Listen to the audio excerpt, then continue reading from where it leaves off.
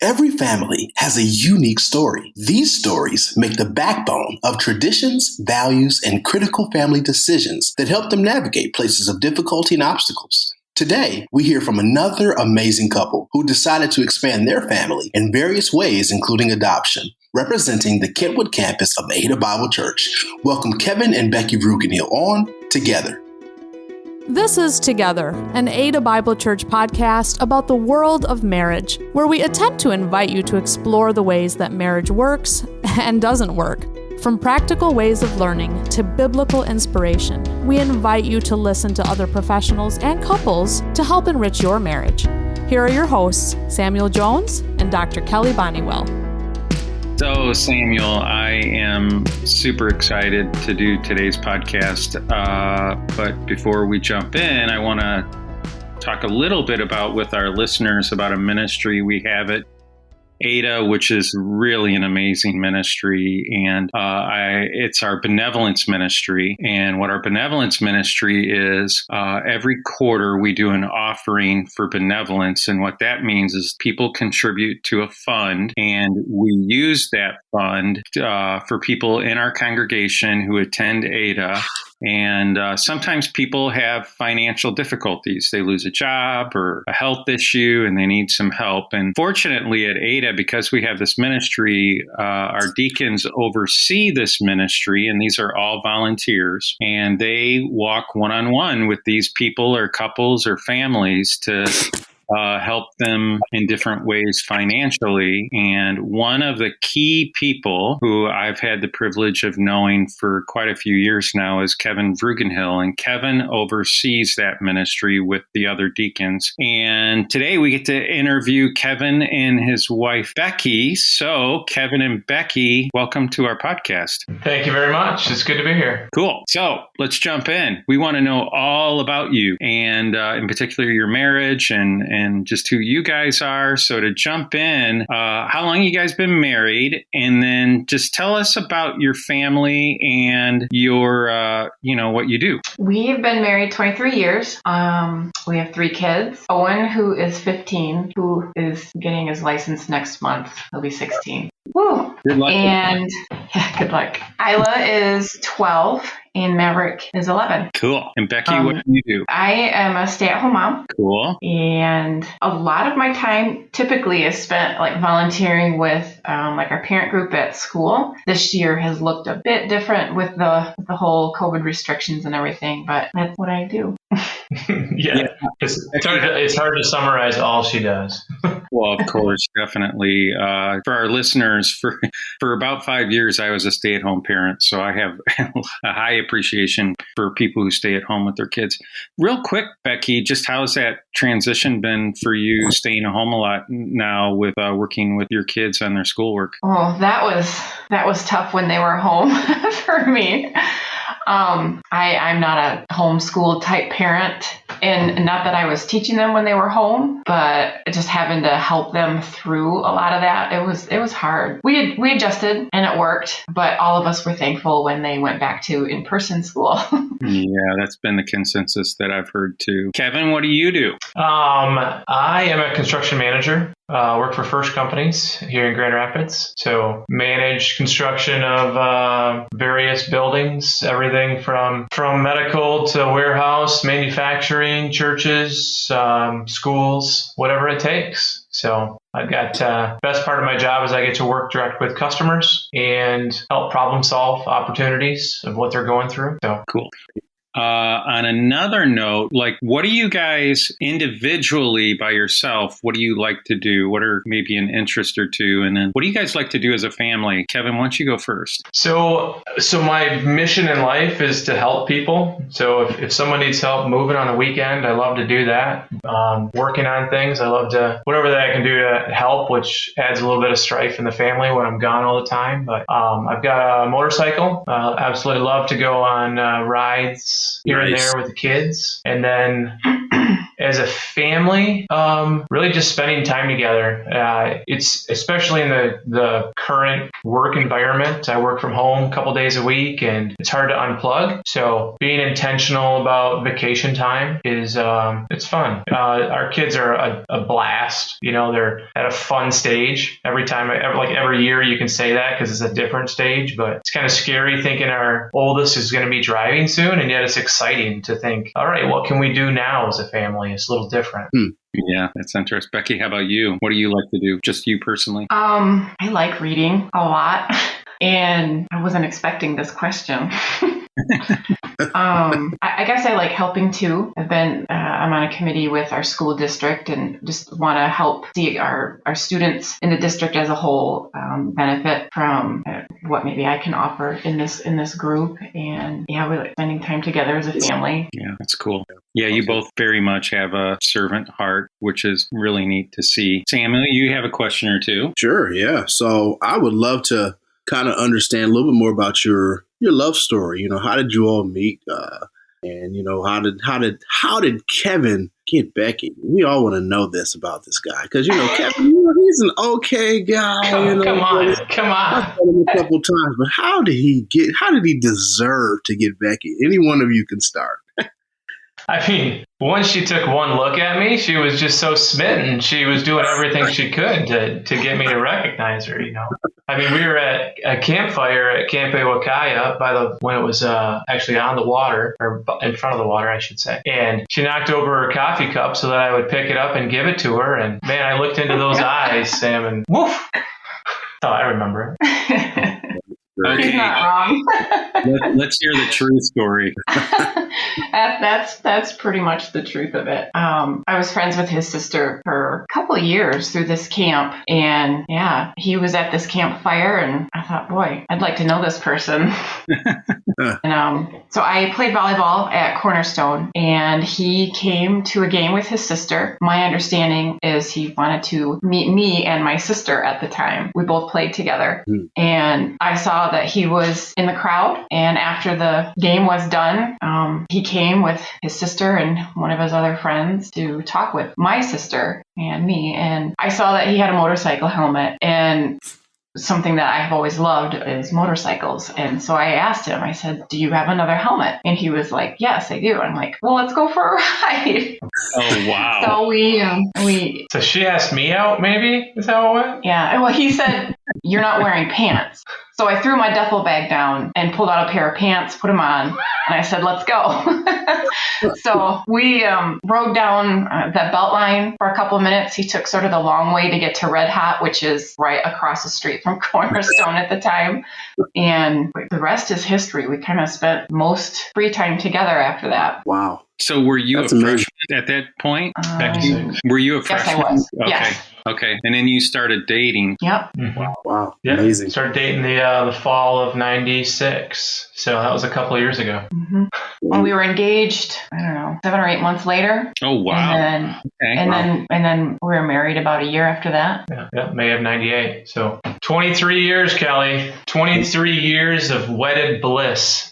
Yeah, that's quite remarkable. That's amazing. Yeah, that's amazing. So, Sam, you asked about our love story. That maybe that's how it started, but we've definitely had some ups and downs and ins and outs. And I think the commitment to stick through it all is continuously building that foundation, right? So yeah, and I think that's key in any relationship. Whether you got 5 years in the game or 25 years in the game, the ability to know why you got married, know what was the thing that was the initial spark, remains a constant. And then once you know what kept you initially, how to grow through those cycles of marriage, and I guess it's even taking this question one step further, how you all met each other, and, the motorcycle ride and the way to Red Hot Inn and all that. Kind of how did your relationship begin to develop, I guess, over time? What were some of those key maybe events or instances that you can think of, like where you're like, oh yeah, I remember this time and that really helped me grow closer to to Kevin or helped me grow closer to Becky. You all have any stories like that? Yeah, I would say at the beginning of our marriage, we both thought, family someday. And I think he felt that a whole lot more than I did. I was like, I don't really want kids. I'm not into kids. I wanted 5 kids. So the 5-year plan, and we're going to have 5 kids. Maybe I didn't share that directly, but that was a lot. And he had to pray a lot, in all honesty, to hopefully someday have a family. And my heart was changed because eventually I did want to have children and family and stuff. And when we started that journey, you start out thinking, hey, we'll start here, we'll have a kid here, and we learned quickly that our plans were not necessarily God's plans, I guess, for our life. And we struggled with infertility for years. I would say 5+ years. Yeah. And at the time, we were serving at church in Lifeline, and one of the Lifeline leaders, Roberta, she kind of played an instrumental role at the time for us. She talked with me because I didn't have anything against adoption. I just didn't want to consider it yet. And she talked with me, and my heart changed, and our life has never been the same since. We started looking into adoption, and it was not shortly after. We went to a company, Adoption Associates in Jenison, and talked with them, got the ball rolling, and it was like we went to an information meeting. A few weeks later, we were supposed to put together a profile of our life, our family at the time, and we would have to turn that in, and then we just sit and wait. And we were told it could be a very long wait. Well, we turned that in, I think it was a Friday. I turned it in Friday morning, and then Monday morning, maybe Monday mid-morning, we were called and told that a family a birth mother had picked us. And we were like, what? And then they went on to say her due date, so this was in May, her due date was early or mid-June, but because of complications, she was going to be induced and she was due early June. So from the time that we found this out and when we started the adoption plan, I think it was 3 weeks. Yeah, pretty much when our hearts accepted, hey, maybe infertility is not the direction, maybe we're forcing something that the Lord doesn't have in store for us. Let's look into adoption, go to an informational meeting, and then 5 weeks later, hey, you're selected, and the baby's due in 2 weeks. Literally June 3rd, we've got a baby. So we're in Detroit meeting a birth mom and meeting our new son. So yeah, and we adopted our oldest 2, and then our youngest was birth natural. So how many years had you been married at that point when you adopted your first child? 16, 23. That's some tough math. Is that 7 years? I think it was 8. Okay, about the 8th year of your marriage. Interesting. Wow. And what's that journey been like for you? Can you talk a little bit about that? Kevin, in particular, what's that journey of adoption and then also having your own biological son as well? Yeah, so it's an interesting question. There's been sermons, preached a lot of times about how we're adopted into the family of Christ, and anyone that's adopted, I think, or families that have adopted children, our oldest 2 kids are our kids. There's never a question whether they came out of Becky's womb or if they came through somebody else's. The Lord's put them in our care, and 1,000% has been our son. And it's interesting too, Kelly, because our oldest son, I can share this. So each child has a different story. Yeah. So our oldest was through Adoption Associates, through a private selection. The mother had 2 other children and decided, hey, I can't do this. I can't have another child in the family and give them the upbringing I want. So she selected us. So there's a humble honoring. Wow, we have a due responsibility here to honor this mother on the east side of the state. And then our second was through the foster care system in an entirely different situation, and removed from the family as a 4-month-old, and we took her in for foster care, and then eventually rights were terminated, and we were given the option to adopt when we said of course. What kind of a question is that? She's been living with us for a year. Well, definitely. She's our baby. And then during that time, Becky got pregnant and then she miscarried. And that was a really tough time. And then she got pregnant again. I was in Niagara Falls with a junior high youth group. And it was like, wow, she's pregnant. Like, holy cow, this is legit. This wasn't supposed to happen. we have a son, and then we're fostering a daughter, and now she's pregnant. Wait, and then the story, all this always happens. As soon as you adopt, then you're gonna conceive. Yeah, whatever. I can't stand that story. I hate this story, but dang it all, it happened to us. So yeah, it's definitely been a journey, and the struggles and opportunities. So our oldest two are African American, and obviously we're Caucasian. So that adds some unique adventure for us as a family. And I can look past that and forget about the fact that is a real struggle. And my wife, Becky here, is on the other end of the spectrum and very much advocating for Black Lives Matter. Yeah, the rights there. And so there's a healthy balance, I think, with what goes on in the unique 29th Street Vreugdenhil household. Wow. That is an amazing story and an amazing piece that you all, have taken the opportunity to not only have adopted children, or foster children but also you have had your own, and in having two different, cultures in your household, and yet still finding ways to value each and everyone's life that is in that household. I think that's an amazing story, an amazing thing, and also very helpful for our world to see what that looks like and what your experience feels like. With those things that have happened in your life, in regards to, infertility, then having your own children and those pieces, I guess what's kind of just one thing that for you all sticks out as kind of like a positive of now having a family, being married, growing, being together for so long that you have, what's, I guess, that one thing, that one positive that really sticks out for you two? A positive definitely would be the growth. It's helped us because we're walking through the journey together. So we lean on each other a lot. We have some healthy disputes and arguments, but I think it's helped build a foundation of relying on God's direction.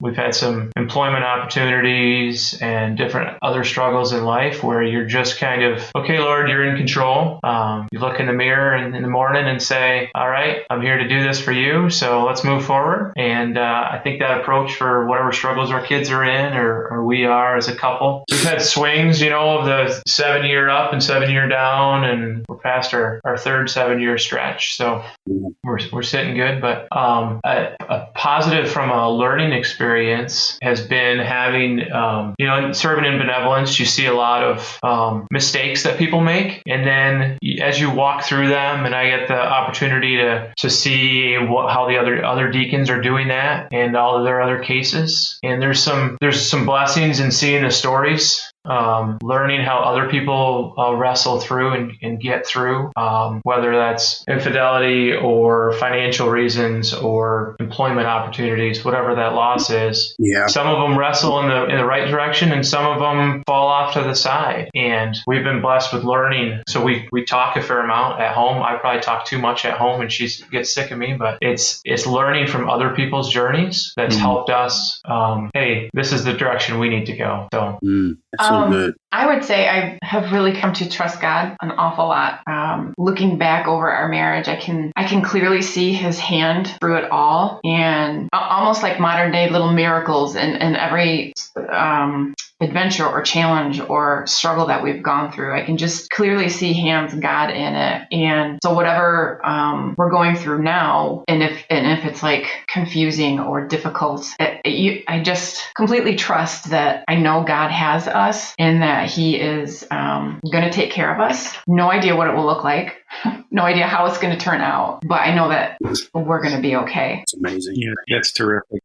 So, Kevin, Becky, we had you guys fill out something ahead of time, and that was, just to help you process all these questions Samuel and I were going to ask you. And one of the key questions that we asked you, and I really really liked your answers. The question was, what would be an important learning about marriage that you would offer a newly married couple or someone dating? What I'm going to do is I'm going to just you gave us your answers and you had 4 different answers, and I'm just going to read them out one by one. And I just want you to elaborate by what you meant by them, because some of them all of them were excellent. And I just want to hear more about what your thoughts are. So the first one was intentional time alone has been very helpful. Like what would you say to couples about that? So you get lost in the flurry of the busyness of the kids and take for granted the need for time together. So we had a little rough patch a couple of years ago, and the kids were in Awana, a local church here, and Wednesday nights, and we would just go and meet for a cup of chili or whatnot for that hour of alone time. And it was a weekly Wednesday night highlight that we needed because we didn't have any time together.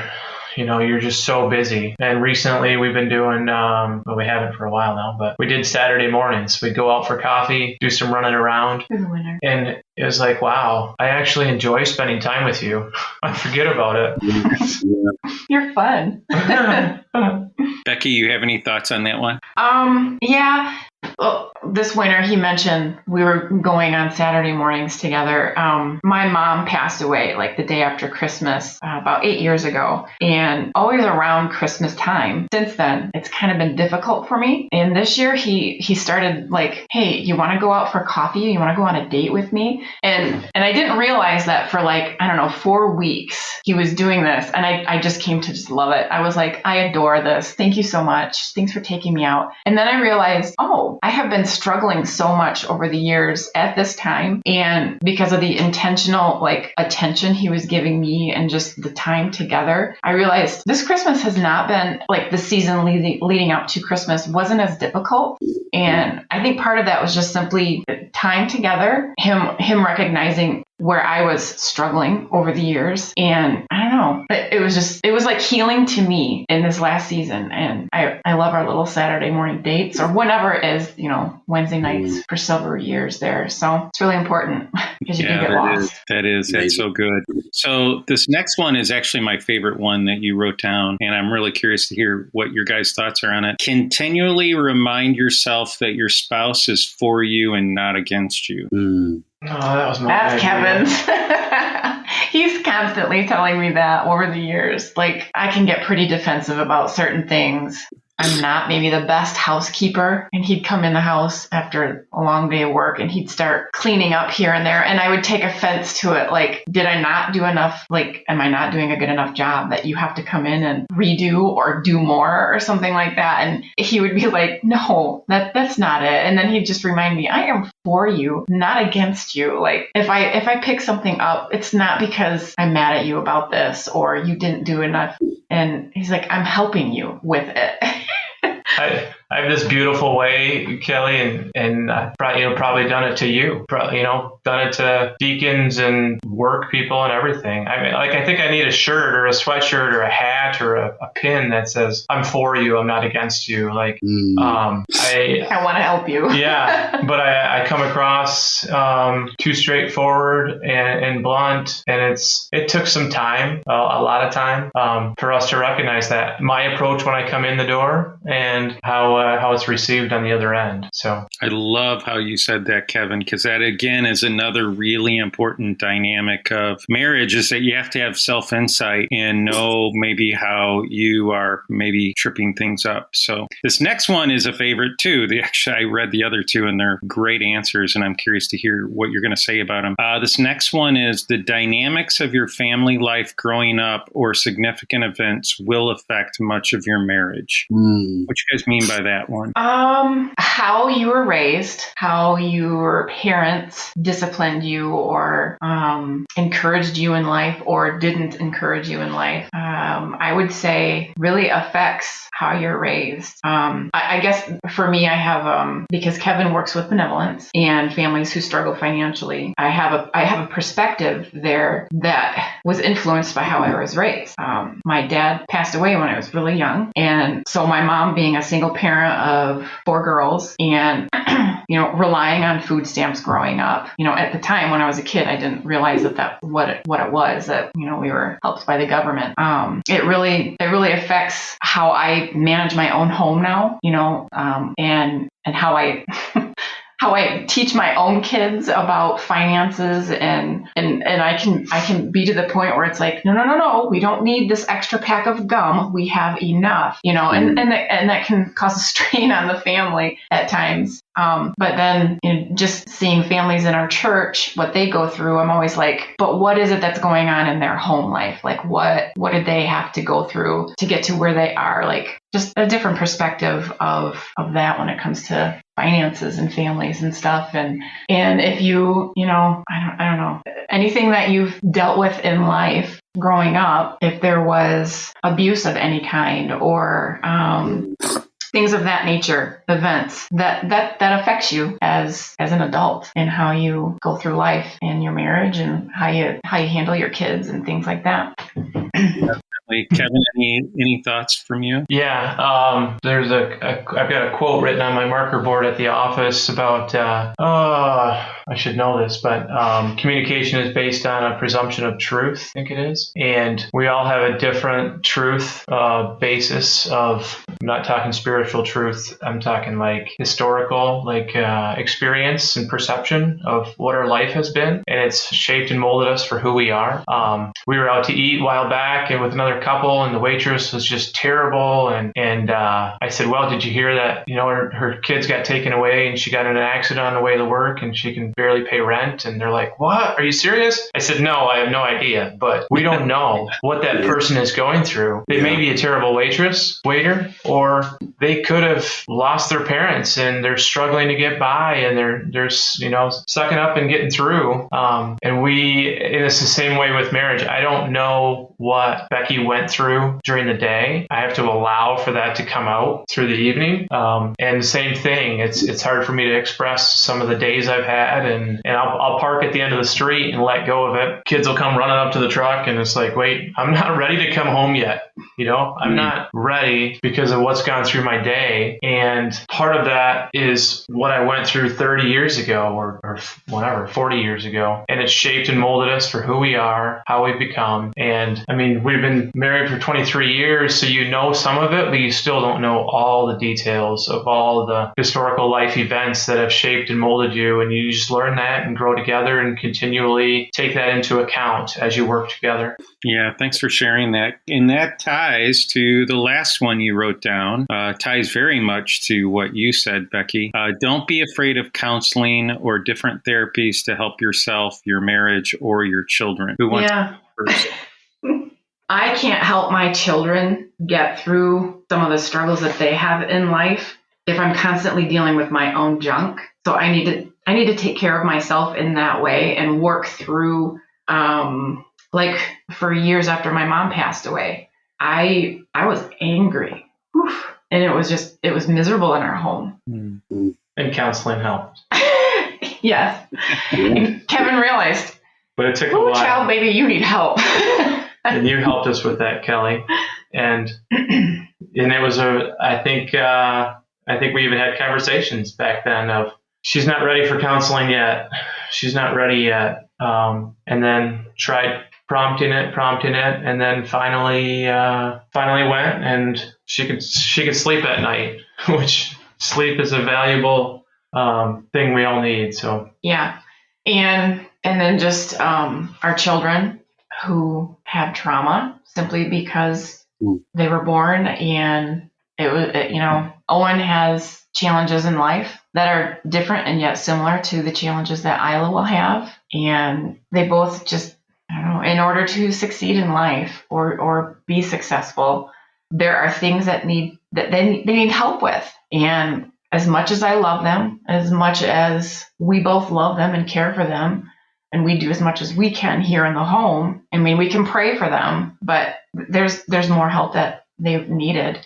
And so therapy has helped them. We've seen them grow tremendously over the past several years, and it's been good too, because working with the church and And you, Kelly, your eyes are open to the benefit of counseling and the variety of services that are out there, from just conversational. I'm going to screw this up, right? You know a lot more about this than I do, guys, but Owen's gone in, and Isla and Maverick, everything from vision therapy and mind focusing and neurofeedback, EMDR. Yeah. And not giving up on things and saying, hey, you know what? I think this will help. It's an investment, but it's an investment for our kids to stabilize and work towards a stronger future. And I've personally had some awesome men in my life that have given me wisdom, encouragement, and that's been pivotal in me being able to share struggles and then being able to feed back with, you might be off the mark here, Kevin. Maybe you should step back and add a little humility to your marriage life. So, and we've seen our children become more resilient. Yeah, that is so good. So just kind of as we're wrapping up, I have one last question for you all. We all have these visions and dreams for our marriage and families. And sometimes, those individuals who may not have visions and dreams may feel a little limited, but maybe by hearing your own testimony and sharing today, they may feel, encouraged or empowered to think through things differently or have discussions that they may not have had about children or in marriage. And so, just for you all's marriage and just kind of giving some hope to our listeners, what are you hoping for in the next 5 to 10 years for your family? I don't, when I hear that question, my tendency isn't to think about like specific goals as far as, the bank accounts need to be here, the whatever needs to be here. I don't think that way. Yeah. I just see more like I want to see Kevin continually growing. I have seen him so much over the last several years, growing in his love for Jesus and serving others. And that's what I want for my kids too. If they grow in their love for Jesus and are passionate for him and what he's passionate about, I just see them as successful adults in life. I don't know how to, Jesus is everything, right? And if they're growing in love for him, that's just going to affect every aspect of their life, Yes. Yeah. That's awesome. It's crazy to think 5 years away. Our oldest will be almost 21. Man, you were engaged. No, 22, but it's crazy to think that, man, wow, that's not very far away. And that's a major life change. We better be on point with what we're doing, with the example we're setting and modeling for them to make it through. So we have a special set of friends that are in essence family, that we share a cottage with, that we vacation with, we live life with. They have 3 kids. Our kids play together well, and we have some good conversations, and they're a key to the success of us, and have, you challenge each other. You watch each other and you challenge each other and hold each other accountable. We've made some strides, not to be simple, but annual vacations are a foundation of us as a family that build that time together. It's continuously being together and spending time together. So my goal for the next 5-10 years is maintaining the direction that's been put in place and not screwing it up. Continuously trying to put more time together as a family, spending weekends together, intentional time together, and modeling what we want them to be in the future. Maybe what we didn't have as much growing up ourselves. Yeah, we want that for them too. Each other. Yeah, and passion for Jesus. That's great. Nice. That's great. Kelly? Well, Kevin, Becky, thank you so much for spending time with us today and being vulnerable and sharing your story. There's so many different things that you shared that I think are going to be really helpful to our listeners who are either dating or married your story of adoption, how you met. I'll never forget the story, Becky, that you told about the motorcycle helmet. And just again, thank you so much. And thank you for all that you do in serving others. So on that note, thank you. You're welcome. Thank you for having us. Thank you. Thanks for listening to Together. We hope that you've learned a thing or two.